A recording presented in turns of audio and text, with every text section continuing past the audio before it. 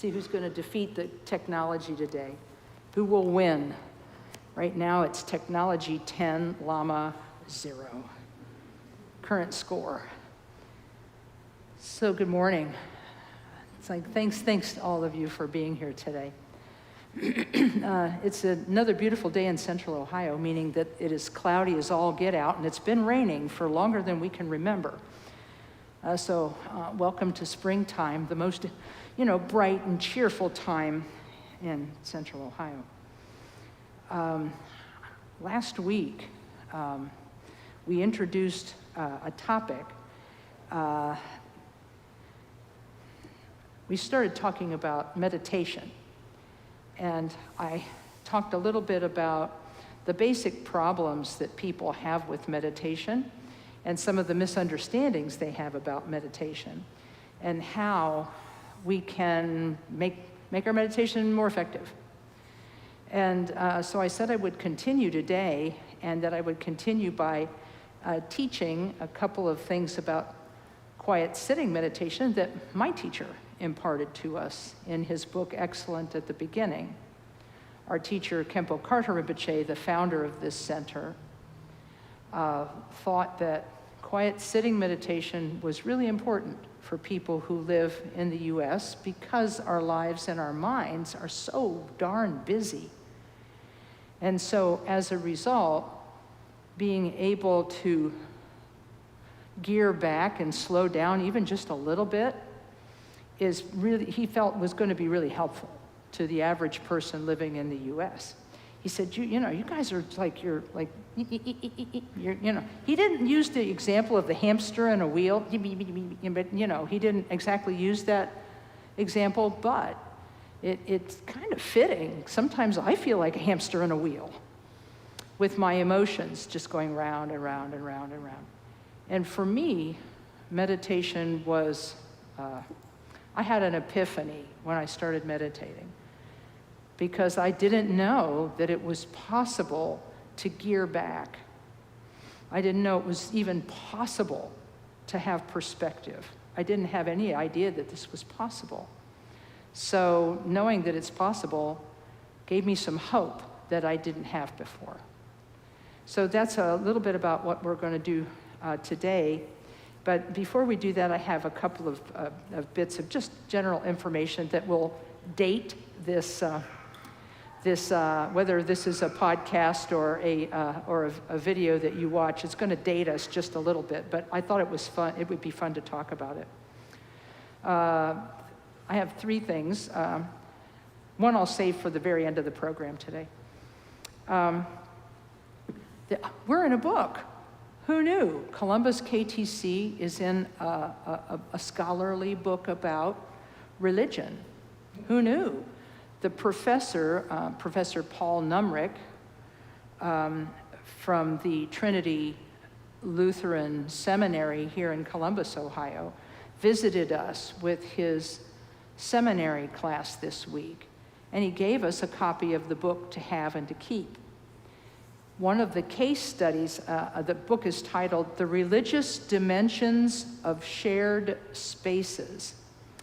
Subtitle, When and How Religion Matters in Space Sharing Arrangements. Basically, he did a research on churches that share space together that may not be from the same faith tradition even.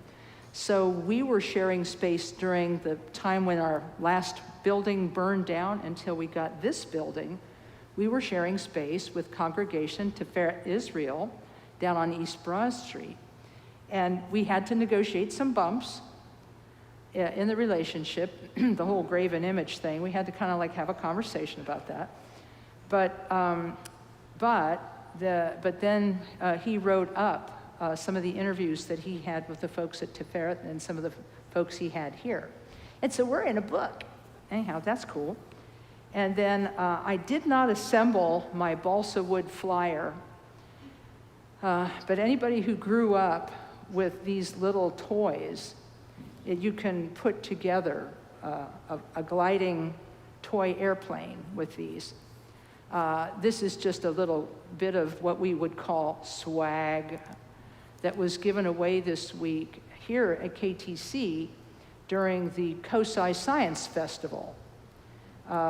Dr. Julie Brefsinski-Lewis of West Virginia University, she teaches at the medical school there, and she is a neuroscientist and brain researcher. I was her lab rat. I was her subject in a 2007 study about how meditation affects the brain. And so she came and shared her research on Wednesday night, and then she talked about new frontiers in brain science and meditation on Thursday night. And on Friday night, she talked about a new topic, the power of awe, A-W-E, the power of awe, and how awe-inspiring experiences can actually change our brain. And so I know that folks here, you read about it in the newsletter and so forth. Not everybody could make it because it's a work night. It was a weeknight. But we do hope to have Dr. Julie back at some point to do a program just for us, because she is Buddhist.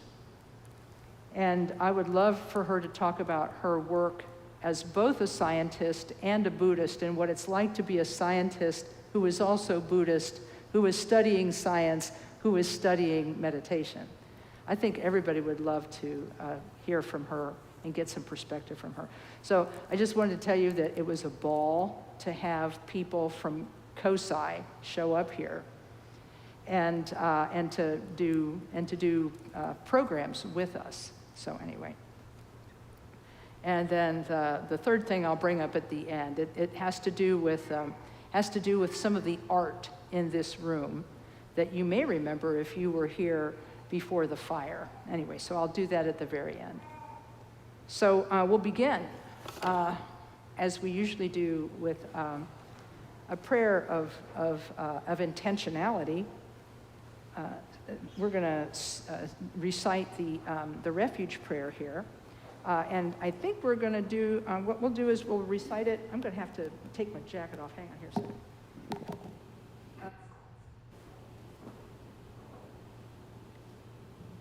Here we go.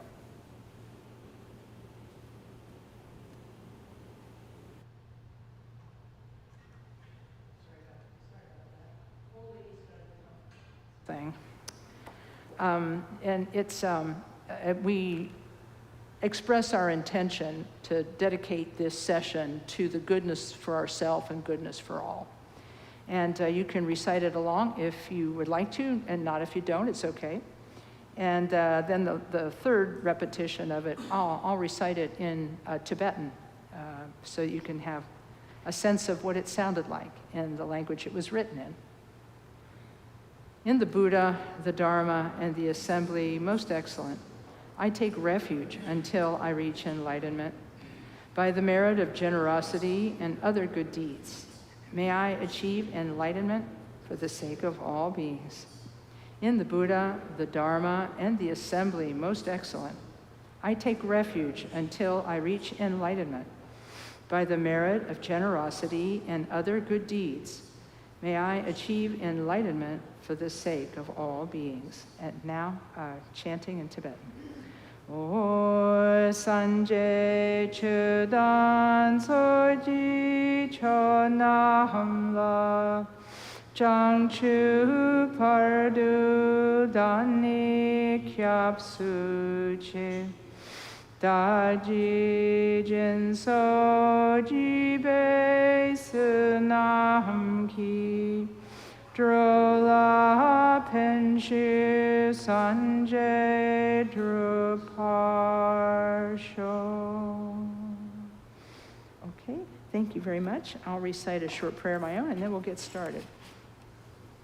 O Palin Savi Lama Rinpoche Tagi Chiwar Pede Ten Shula Kadrin Jembo Gone Che Sunte Kusum Tugging a Drip Sal to Soul. Okay, thank you.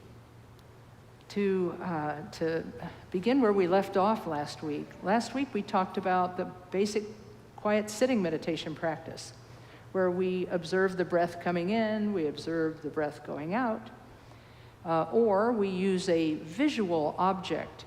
I'm going to use this handy-dandy throat lozenge as the example, where you place a visual object on the table in front of you and let your eyes come to rest on it. These are two basic methods of meditation.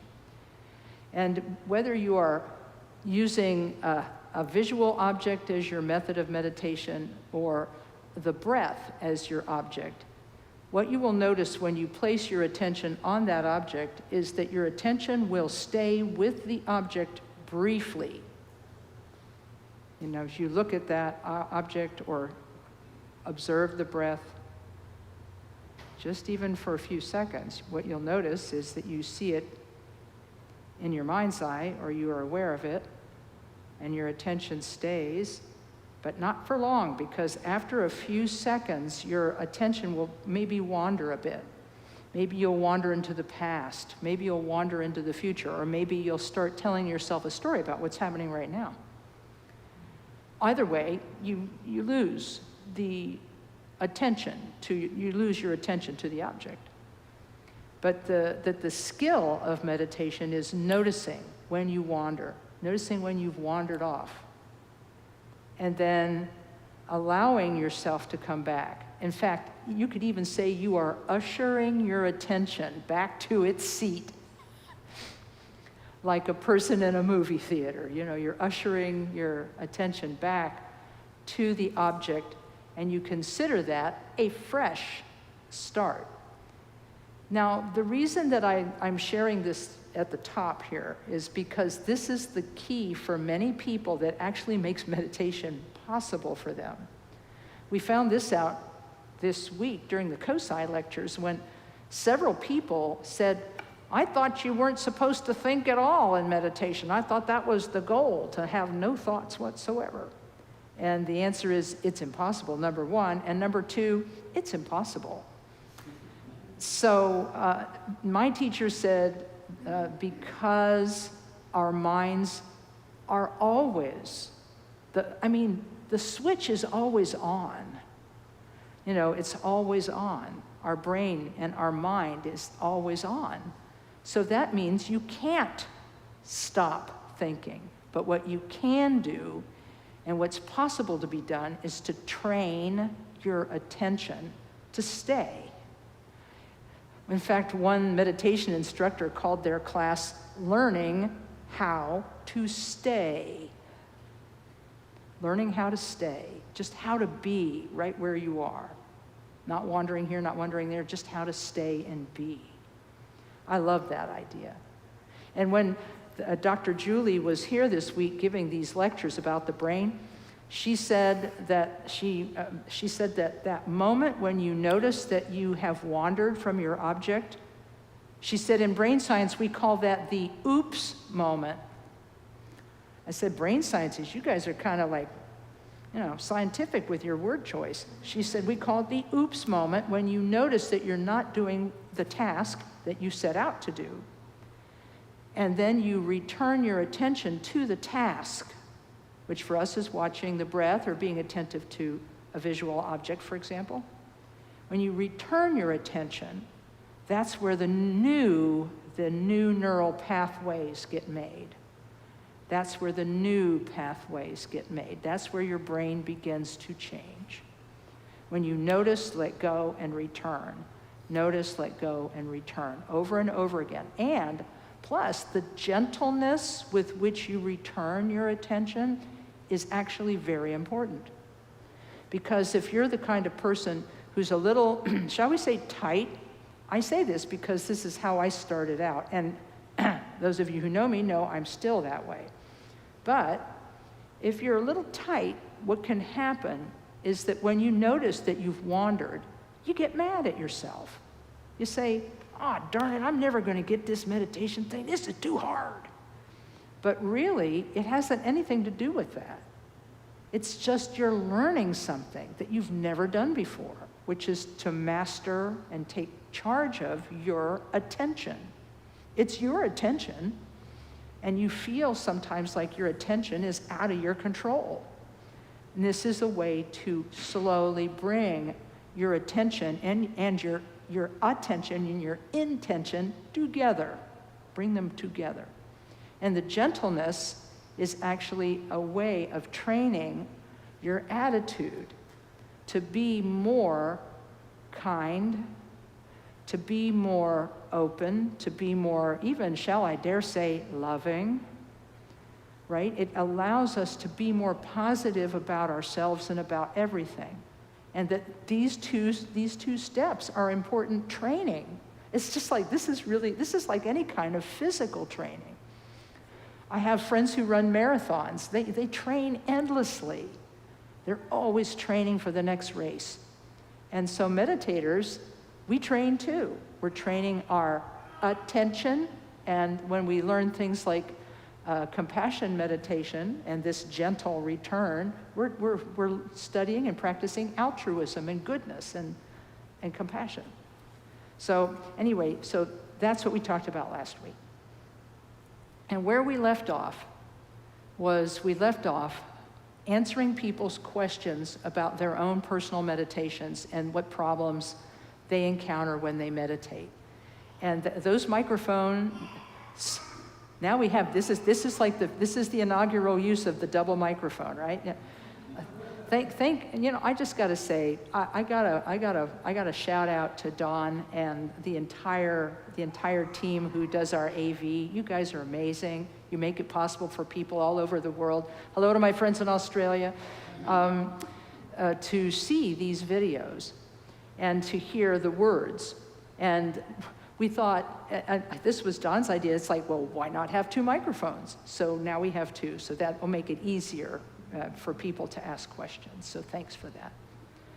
So you can start now thinking about if you have a particular struggle in meditation, you can be thinking about that. And then when the question time comes, you can come up and ask.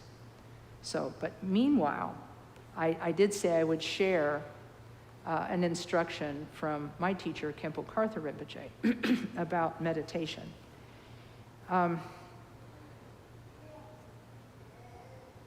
In his other book, Dharma Paths, in Dharma Paths, Khenpo Karthar Rinpoche has a whole chapter on taming the mind, in which he describes 4 stages of shamatha meditation. And when I describe these 4 stages to you, this will give you an idea of where you are on the map. You know those maps at, like, whether you go to an amusement park or a set of hiking trails, it's like, you are here. Okay, so I'm going to give you the you are here part now. So he said that when you first start practicing meditation, you experience your mind in one of 4 ways. And but in other words, some people are like born to meditate, but others of us, we have to struggle and work through all 4 stages. The first stage of meditation, of what we call shamatha, you may have heard this word before, shamatha, or in Tibetan the word is shi, S-H-I, nay, N-A-Y, shi, nay. It means calm, abiding. So there are 4 levels of calm abiding, and this way you'll know kind of where you are on that map. So the first stage, they all use water as the example. It starts with a waterfall rushing off a hillside. Next image is of a rolling river, gentle rolling river in a valley. Third example is a lake with lots of choppy waves. And the final example is what we would call a windless, waveless lake. Sometimes they use the word ocean, but we have to understand something. There are no oceans in Tibet.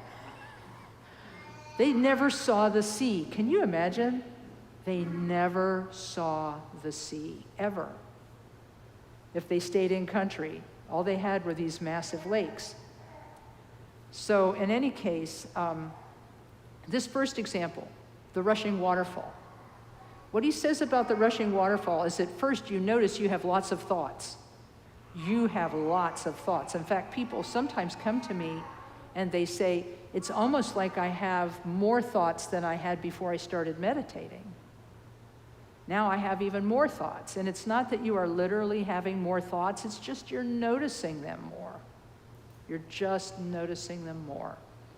But you're noticing them, which is good, because before you were like subject to them and they were pushing you around. I just need to say that.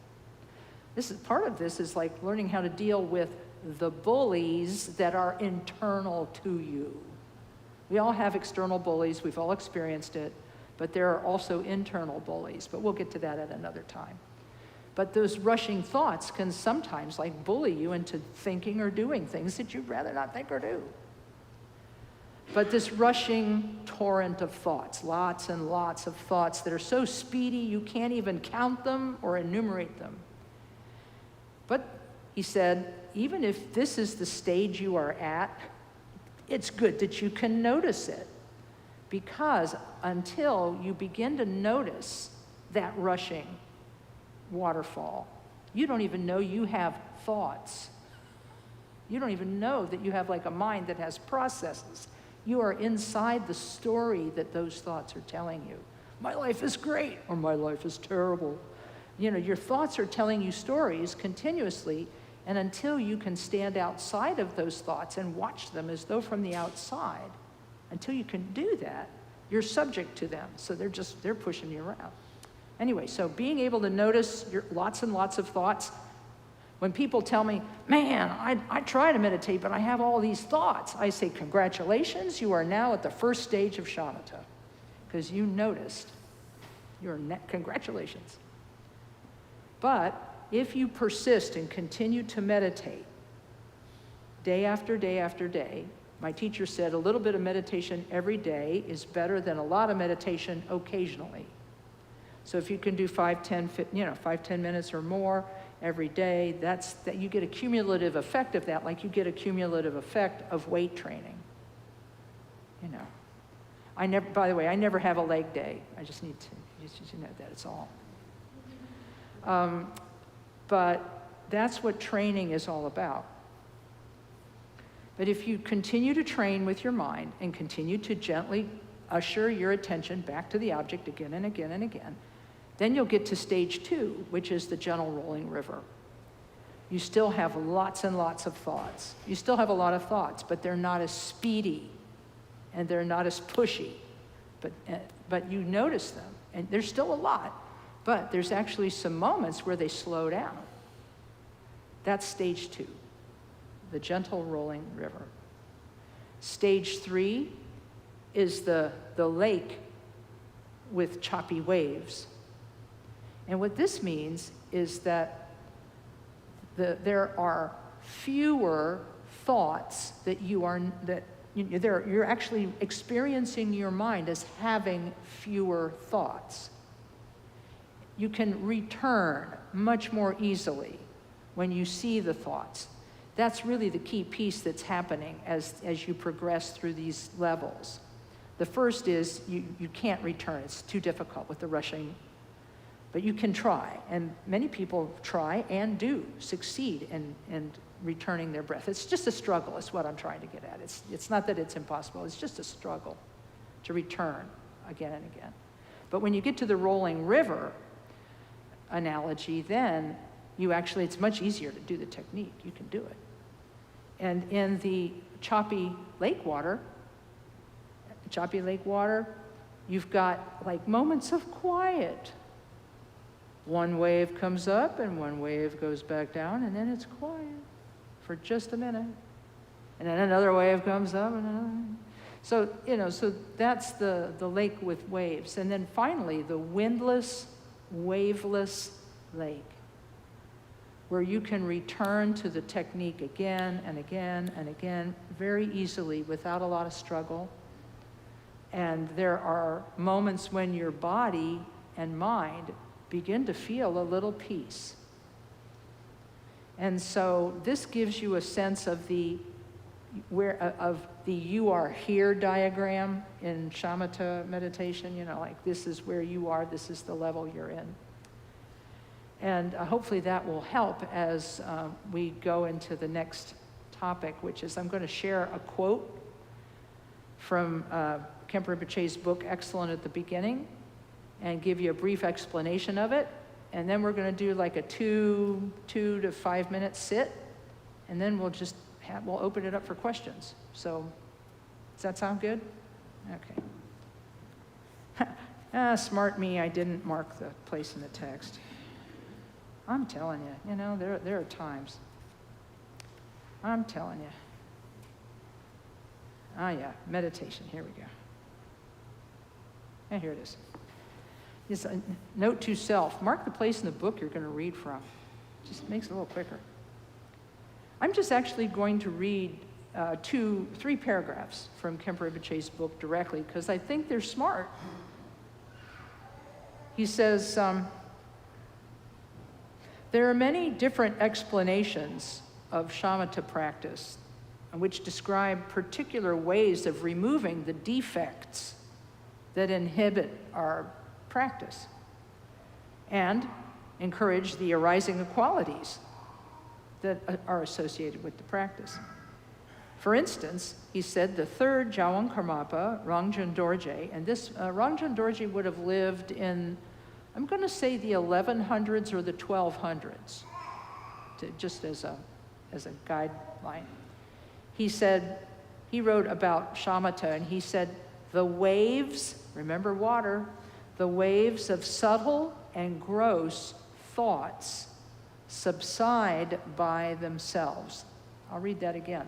The waves of subtle and gross thoughts naturally subside by themselves. Line 2, the waters of unmoving mind rest naturally. Third line, may the ocean of shamatha, fourth line, be undisturbed, free from the dregs of drowsiness.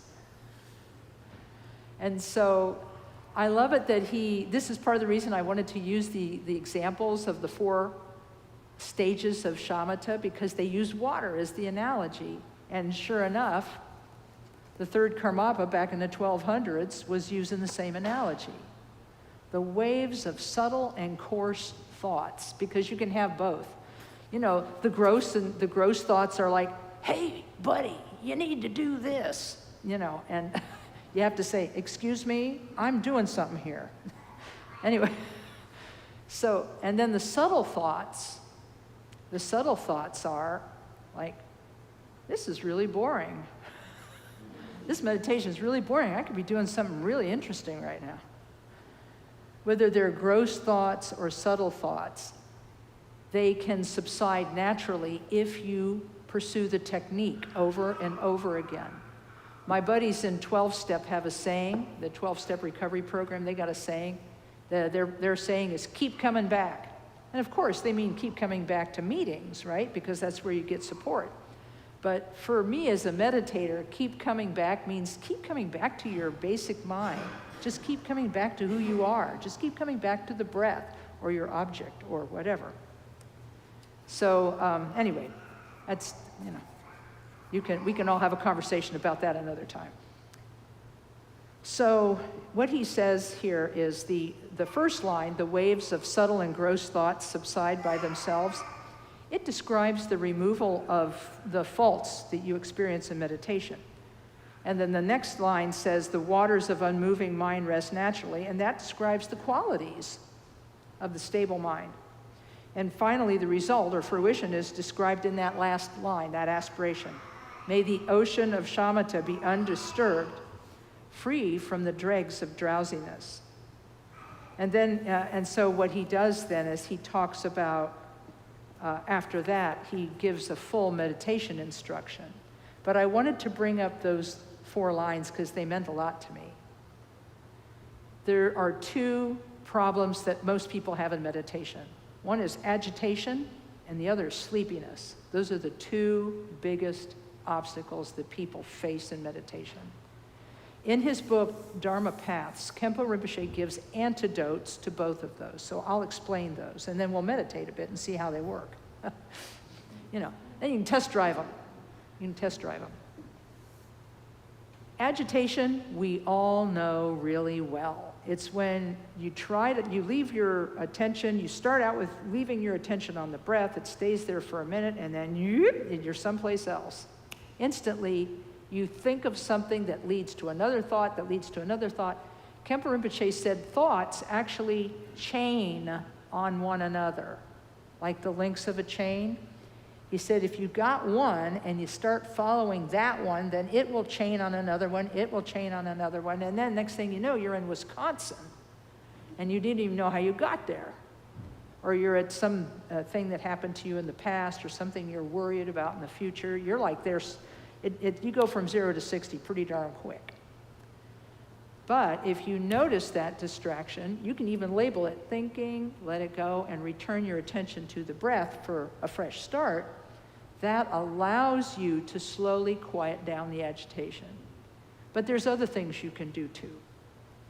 If you're agitated, Rinpoche said, you can use your imagination and do like a 10 or 20 or 30-second intervention on your agitation by imagining a shaft of darkness that goes into the earth. Now, anybody who's ever gone below the earth, like in caverns or something like that, knows that when you go below the earth, it's kind of cool, and it's dark, and it's quieter. And that idea is probably what is making this antidote effective. So you imagine this shaft of darkness going down into the earth, and as you breathe out, you imagine that your breath goes down into that shaft of darkness. And as it comes back to you and enters your body, you imagine that that darkness calms you. You imagine that the darkness comes into you and that it calms you. And that as you breathe out and breathe back in again, you breathe your breath down into that dark shaft. And then when that breath comes back to you, it comes back as darkness that then calms you.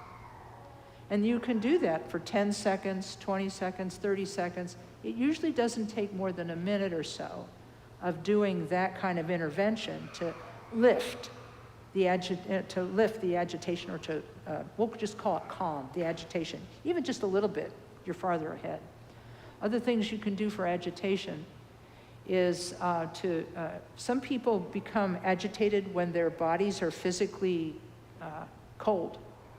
So you can put like a sweater on, or put a sweater or something across your lap, keep your lower part of your body warm. That'll help. And the other thing is sometimes when people are hungry, they can't meditate well because they have a lot of agitation. So you have to make sure that you don't meditate too far away from having eaten. The opposite is also true. If you meditate too close to eating, you might fall right asleep while your body is busy digesting. But those things are things you can do for agitation. But what about the other extreme? What about sleepiness? You can use your imagination to do a 10, 20, 30-second intervention on sleepiness too. By imagining, you can even tip your chin up just a little bit and imagining a shaft of light going up into the sky. I tend to think of these things as being diagonal. The shaft of darkness in the earth, I think of it as being diagonal and low away from me. The shaft of light, I think of diagonal and going above me, going forward, away from me. And so then you send your breath into that shaft of light, going into the sky. And that when the breath comes back to you from that shaft of light, it illuminates your body, and it lifts, it dispels the drowsiness, it dispels the sleepiness. So this is something that you can then do for 10 seconds, 20 seconds, 30 seconds, a minute, or whatever, until it dispels the drowsiness. Also, if your body is too warm, you can take off that sweater. If your body's too warm, because sometimes warmth makes you feel sleepy. And then the other thing is, if you have eaten just recently, you might want to wait a few more minutes before starting your meditation in case it makes you sleepier. But your mileage will vary. Your situation may vary. Eating food may not bother your meditation at all. It may do nothing for your meditation one way or the other. But these are the two biggest problems that I hear people come to me with, is the agitation and the sleepiness. And those are remedies that you can apply to them. There are lots of other remedies taught in books, and you will read about many of them. But to me, these are the easiest ones to apply. They just use your imagination, and you just have to adjust. Most people think that when they sit, they have to sit very rigidly, and they have to be very rigid with their attention. But the more tightness you put into the situation, sometimes that actually brings up more thoughts. So it's maybe a little better to try to hit the middle path. The Buddha's philosophy is sometimes called the middle way. And so hit the middle path where you're not too tight and you're not too loose. And that's hard because human beings, by gum, we love extremes. Extreme emotion, extreme sports, we like everything, and kind of as extreme as it can come. But this is a middle path where it's not too tight, not too loose. So it's time to do our 2-minute meditation. We'll go anywhere from 2 minutes to 4 minutes. I don't know what I'm going to do. I'm just going to wait until I get there and see how it all is going. So we'll sit here quietly, and you can use whatever object of meditation you prefer. You can use your breath as your object of meditation. You can use that idea of a visual object as your meditation. But the work is to place your attention and then return it gently over and over again when your mind becomes distracted.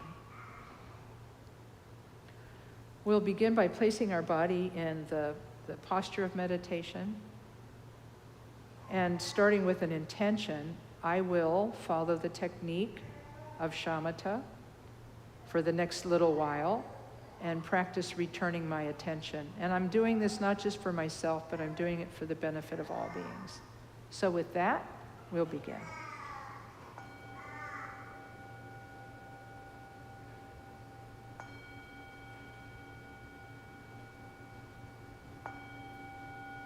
Okay, so we'll just do a short meditation.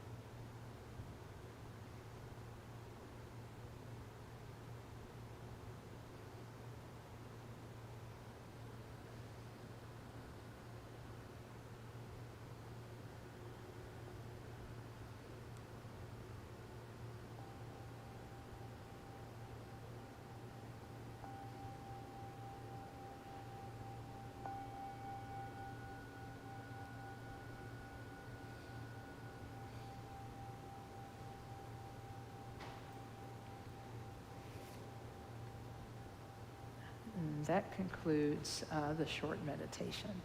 All right.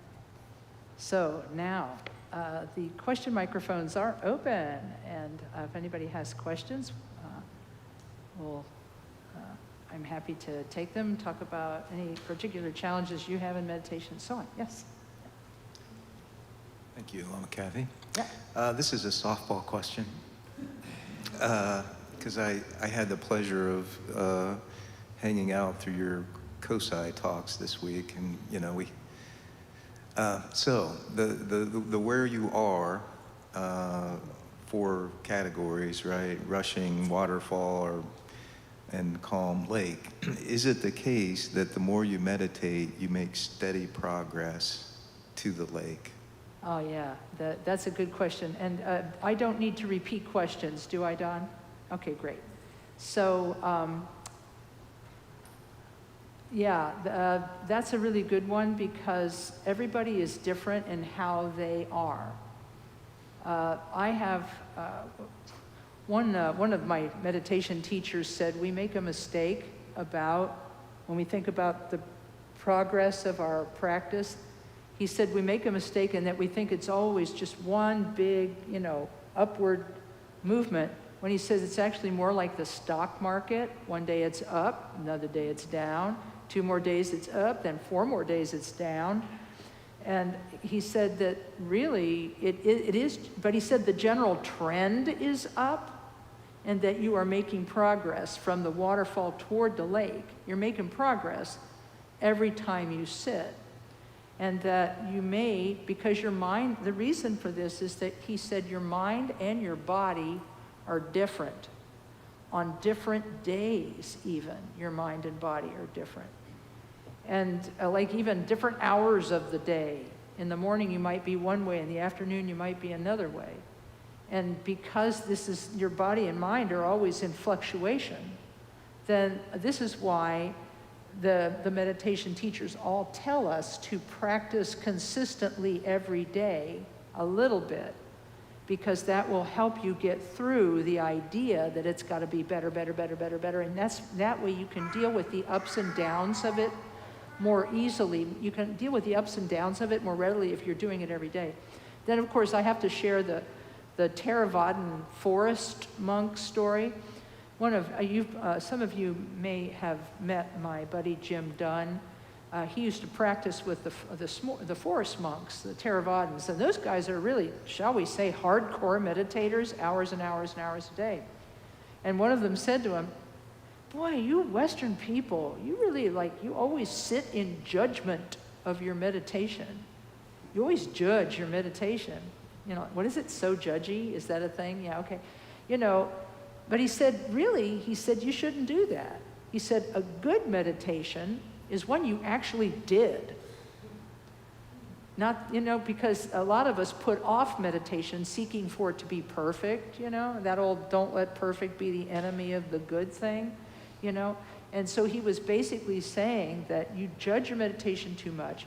You can always get help with what's bothering you about your meditation, but just keep persisting. So anyway, thank you for that. Yes? Well, Kathy, thank you. Yeah. Prior to my time here, when I first started, exploring meditation, I was taught to count breaths. Mm-hmm. And I still do that sometimes, and it does help me kind of notice when I've drifted and had my oops moment, but I also think I get caught up in, I'm kind of playing a little game with myself, and I'm entertaining myself with the counting. Can you speak to your thoughts on counting the breath? Yeah, I am super glad you brought this up because I have been told by many new meditators that counting drives them insane. They just do not like counting. Counting drives them nuts. And so I tend not to teach it as much now as I used to. But I believe in it because it really helped me. And I've been meditating for more than 40 years, and I still start every session with counting. I still start every single session with a little bit of counting because it helps me. But that doesn't mean it helps everybody, and it doesn't mean that it helps for the whole session. So because the object is, what Khenpo Karthar said to me is he said there's progression.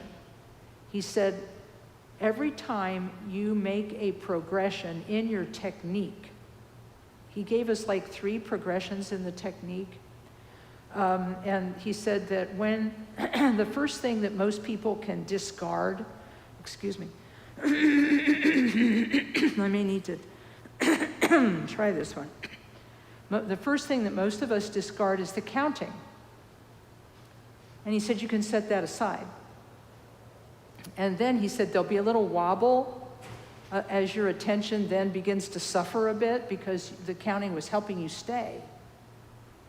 But for some people, counting actually becomes not exactly a crutch, but what it does become is it becomes a way for them to avoid being present.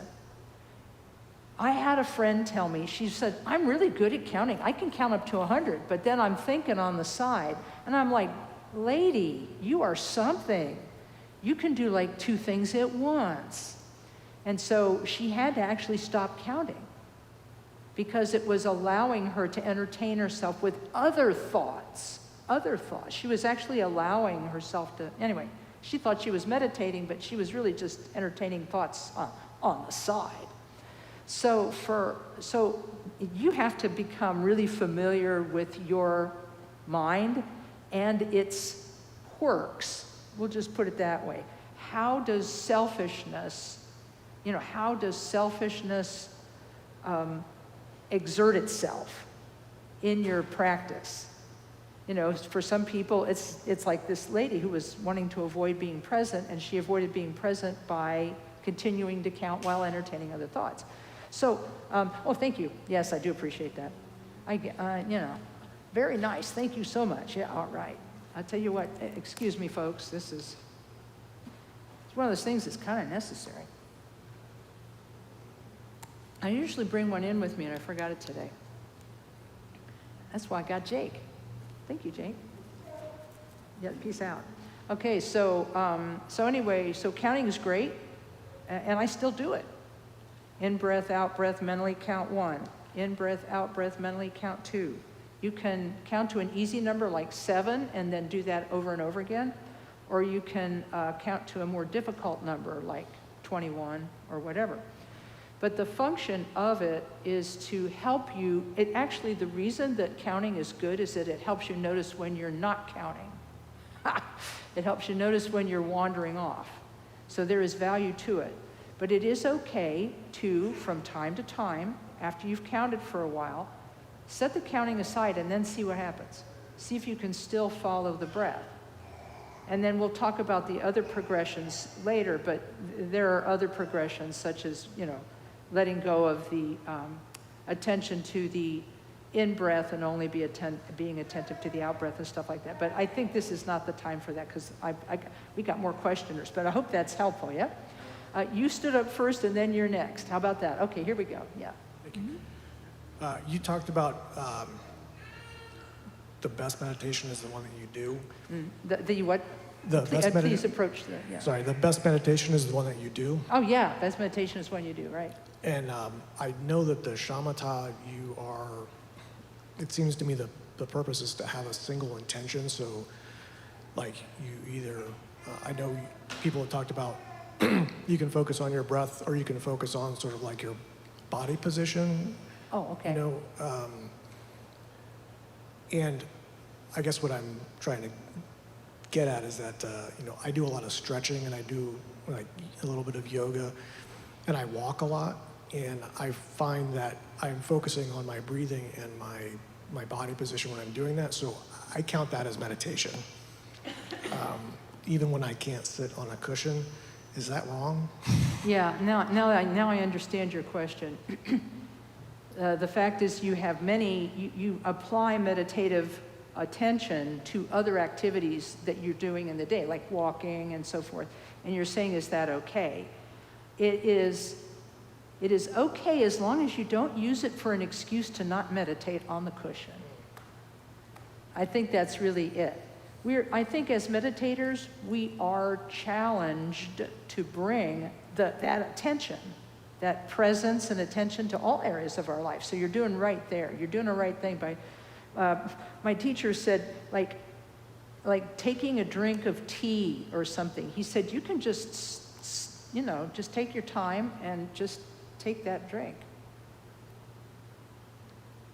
of tea and be attentive to every process. You can do that while you're eating for mindful eating. You can do all of that, but it should not replace sitting on the cushion. So if you've got like struggles sitting on the cushion, then that's another thing to discuss. But yeah, it's fine it's fine to use it wherever you can use it. Be present.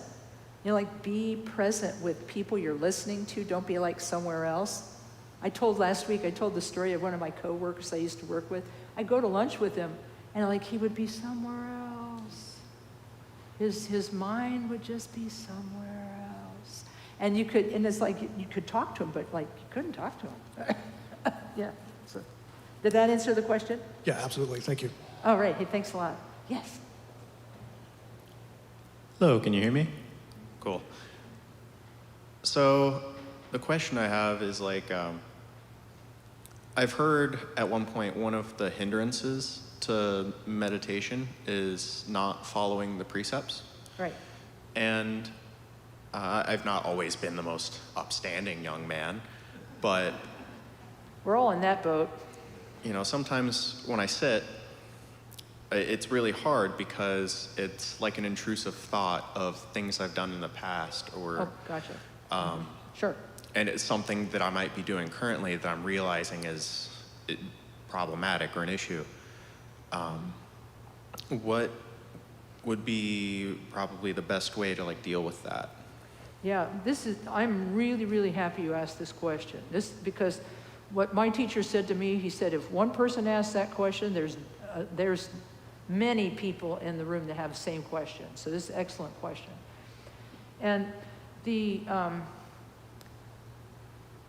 what that advice, keep your precepts means is that if you have formally gone in front of an image of the Buddha and taken the precept not to lie, not to steal, and that kind of thing, then that's you having taken the precepts. Beyond that, it is if you haven't formally taken the precepts, so it refers to that first and foremost. But by extension, it could also refer to the performance of virtuous conduct as opposed to non-virtuous conduct. Non-virtuous conduct is usually selfishly motivated, and it usually has a selfish, happy result, I do this bad thing and then this thing happens, right? And then virtuous action, on the other hand, is stuff you do that is positive in nature, as opposed to negative in nature. So I totally get where you're coming from, that as you're sitting, you begin to think about these things that you have done in the past.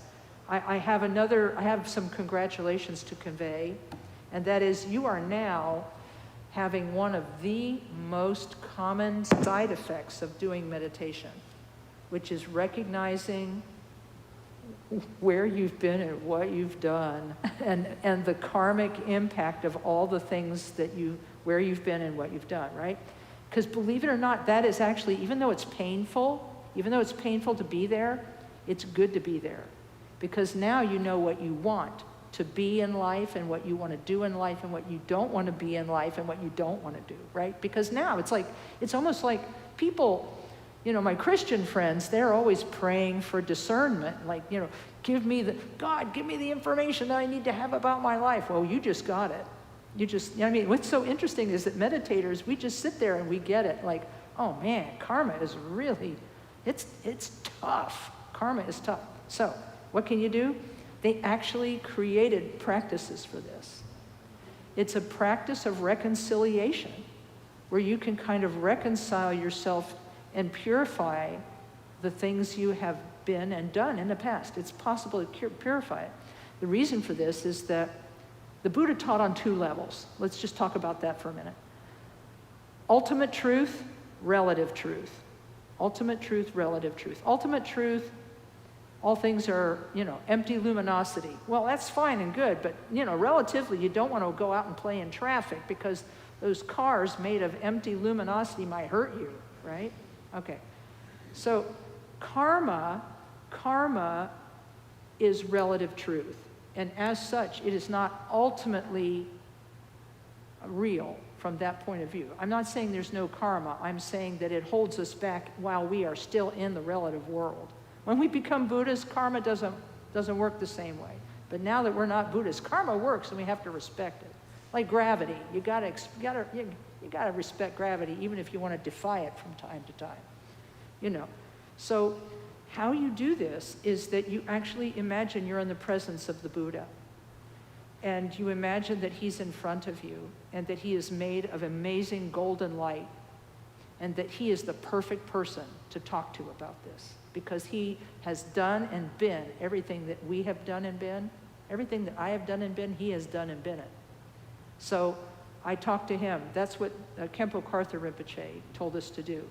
He said, imagine the Buddha is there with you, made of beautiful golden light, and then you tell him what's on your mind.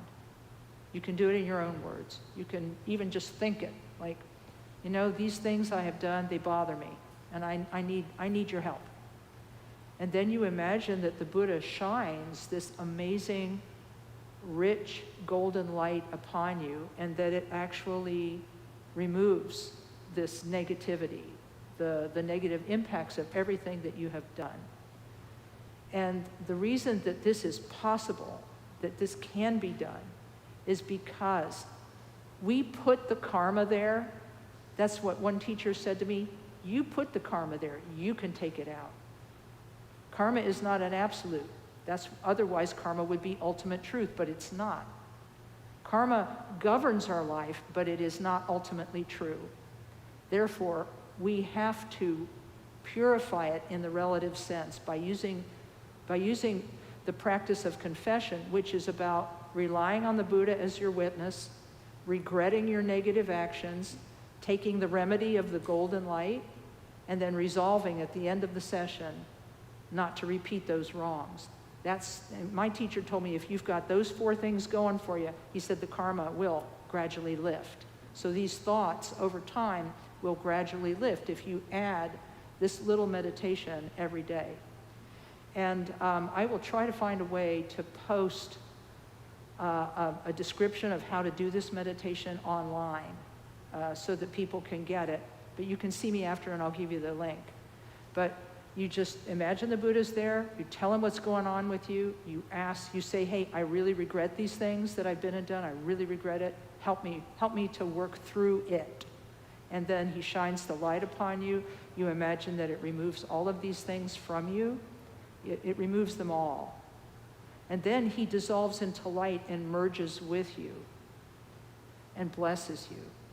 And after that, then you do your shamatha. So you would do this first, right? Does that sound like it could be workable?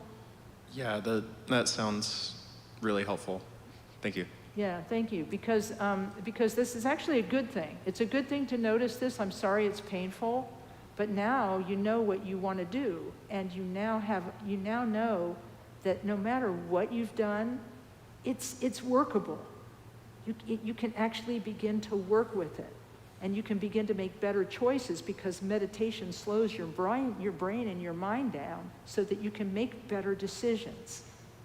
And then you've got the Buddha as your support. So I hope that helps. Thank you. No, thank you. Wow, we're running over time. So I'll tell you what, let's take these 2. We'll take these 2. I don't know who stood up first, so who's going to, okay, you go first, and then you'll be the last one, okay? Hello. And by the way, I want to just note that there will be a few people coming in. It's okay. We're going to be doing a refuge ceremony at 1 o'clock. This is the end of the Dharma talk, but it's okay because I ran over today because the questions were so darn good. And so so anyway, just want to let everybody know it's okay. We'll be wrapping up in about 5 minutes. Yes. So my question's on the object of focus. Yeah. And I come from another Buddhist practice that it was a lot of chanting, and we had a scroll. We had like a Hanzan, so like our object of focus was picked for us, right? Yep. My question is, all of the statues and the bodhisattvas up here, is that to help you pick an object of focus to focus on? Like, can you just pick something that is that reminds you Right. of, Buddhism and what you're trying to do, and you can use that as your object. Again, these are really, you guys are amazing. These are really, really good questions. Because being human beings and we're still learning, and this is all new to us. Meditation is all new to us. And so like, I don't know if you're like me, but when I first learned meditation, I was hungry for this kind of info. So I super am glad that people are asking questions that help us get at the things that most human beings want to know. Really appreciate this, because the meditation that you did on the Lotus Sutra, which is what the focus of that meditation is, I'm going to make two statements. First thing I'm going to say is that that's wonderful. And I think that, it may seem like you don't have a lot of freedom when they pick your meditation object for you, but it's okay, because it's a beautiful meditation object. Being aware of and thinking on the Lotus Sutra, one of the greatest sutras or teachings the Buddha ever gave, it's powerful stuff. And praising the Lotus Sutra, which is what the mantra that you do is about, fabulous stuff. It's powerful. And it allows the mind to come to rest on an object that's comforting and positive, right? Now I'm going to make a little joke, and then I'll come back to the subject, because I can't resist a joke. I never use the word focus, and I never use the word concentrate when I teach meditation. Never, never, never. Why? Because human beings, if you tell them to focus on something, they will over-focus. And if you tell someone to concentrate, they will over-concentrate. And by pushing so hard on their mind, they'll have more thoughts, and then they'll get all frustrated.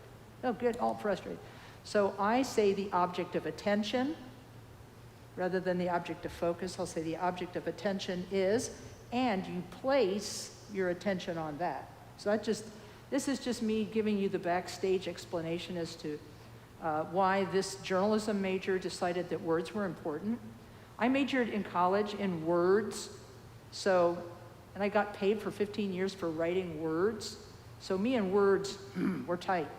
Okay, now, you are right in that whether it's the Gohanzen or whether it is any of the objects you see on a Buddhist shrine here, the paintings and the statues, all of them have actually been consecrated.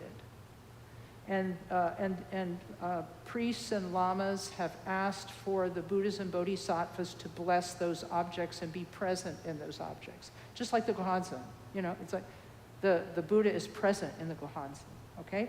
So, same thing, right? In our tradition of Buddhism, we have scriptures and we have images. And you're right, you can choose any one of those as an object of attention. And I think that's very smart. And we also have a form of mantra meditation that uses visualization and mantra at the same time, in which we imagine that we are in the presence of a Buddha. We ask the Buddha's blessing, then the Buddha blesses us, very much like that exercise. And again, thanks for asking that question. I love to teach that exercise because it helped me a lot. So whether you're using a visualized Buddha as your object of attention, or one of my teachers said you can actually get a little statue of the Buddha. He said the best one is where the Buddha's right hand is touching the earth, because it refers to a moment in the Buddha's life where he was asked, hey, you say you're enlightened? Who says? Who says so? He said, the earth is my witness. He touched the earth and it shook. So the idea is that when he's sitting like this, he's grounded, absolutely grounded to the earth.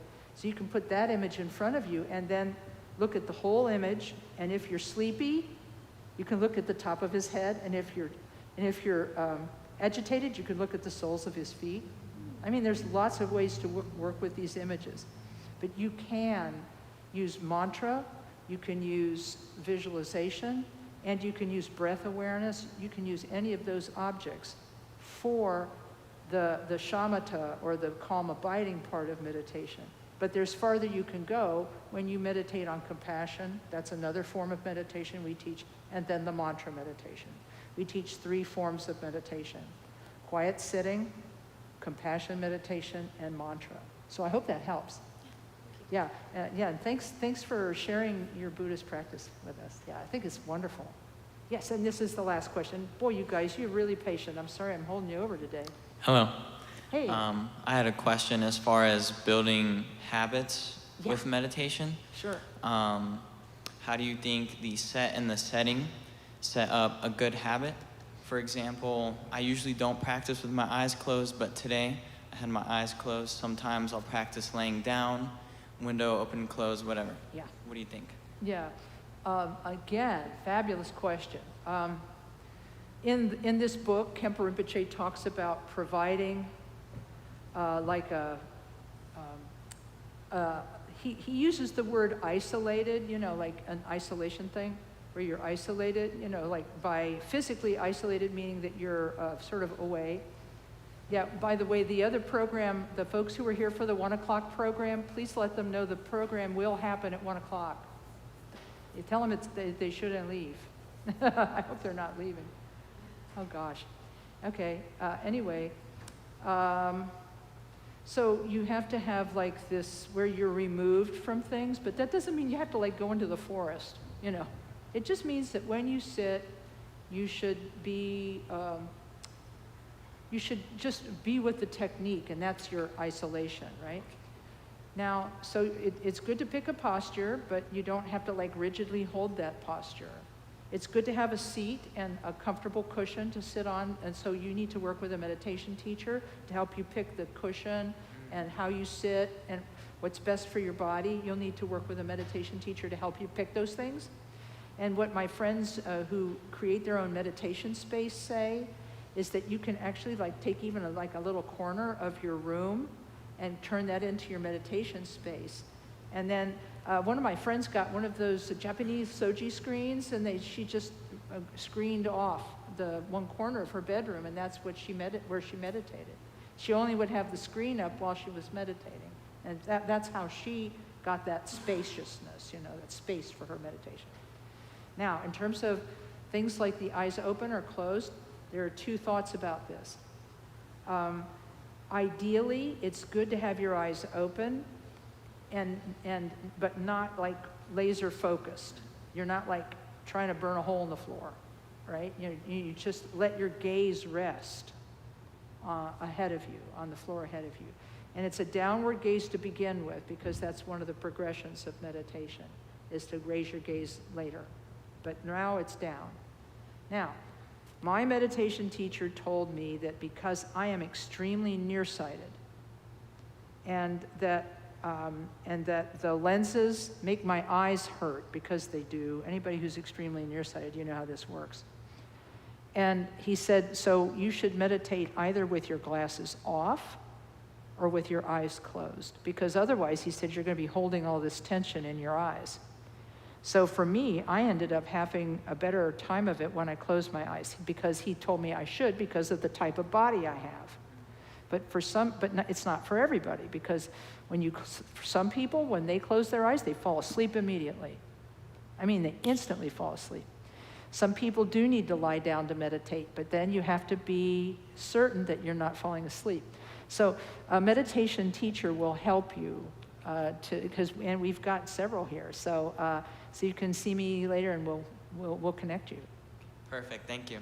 Yeah, no, thanks for those questions. Gosh, this has almost never happened to me that I've run over this much. So what this tells me is, number 1, I talk too much, but the number 2 thing is that this is important. Meditation's important, and you guys like it, and you deserve to know as much as you can. And I've been studying it for a while, and I talk. I just, I just hope that some of that talk is like useful. That's the hope. So I appreciate you being here and listening today. Let's sit quietly for a moment, and we'll dedicate the merit of our session today with the dedication prayer. Because we're short on time, we'll just recite it once in English, dedicating the goodness of being here to all beings. We'll start the words, by this merit. By this merit, may all attain omniscience. May it defeat the enemy, wrongdoing, from the stormy waves of birth, old age, sickness, and death. From the ocean of samsara, may I free all beings. The courageous Manjushri, who knows everything as it is, Samantabhadra, who also knows in the same way, and all the bodhisattvas, that I may follow in their path. I completely dedicate all this virtue. Hey, Don, I hate to do this to you, buddy, but could you bring the picture up for me? Yeah. I just want to share this with you before we say goodbye today. And this way, folks at the folks on who are watching us on the Facebook and on the YouTube can see this. And I'm just going to ask Don to show everybody this. If you ever attended KTC in the old building, you knew there was a painting of the 16th Karmapa hanging over the door. It was instantly destroyed in the fire because they said that the temperatures in the shrine room got above 400 degrees. And so a lot of things just vaporized. All the art on the wall, including the oil painting, the handmade oil painting of the 16th Karmapa, was destroyed. But Don found a copy, that he had a copy in his photo collection of the original. Even the original artist of the oil painting did not have a photo. Yeah, he just didn't take a photo of it. And so we made a copy for him, and we've sent a copy to him, but this is the large copy that is close, but not exactly the same size as the original, and it's going to go back to the top of the wall over the door so that teachers can be looking at the ultimate founder of our center, the 16th Karmapa, from now until we decide to change that out. Okay, very good. Okay, so let's put it on the floor gently. Okay, very good. There we go. So now he's gonna do this now for the purposes of the folks at home. Isn't that great when you can return something and you can bring something back that was lost? That just makes me so happy because every time I would sit and teach, I would be looking at him. I actually met him. He passed away in 1981. And he was here in Columbus in 1980. My favorite story about him is that before he went to do this really sacred ceremony at Ohio State University, it was trick or treat, and the kids came to the door, and he gave them Halloween candy. So that's the thing. So I want to thank you, Don, for making this possible and for bringing the 16th Karmapa back to us. I'm going to say thank you and have a wonderful day. I hope you come back again and again.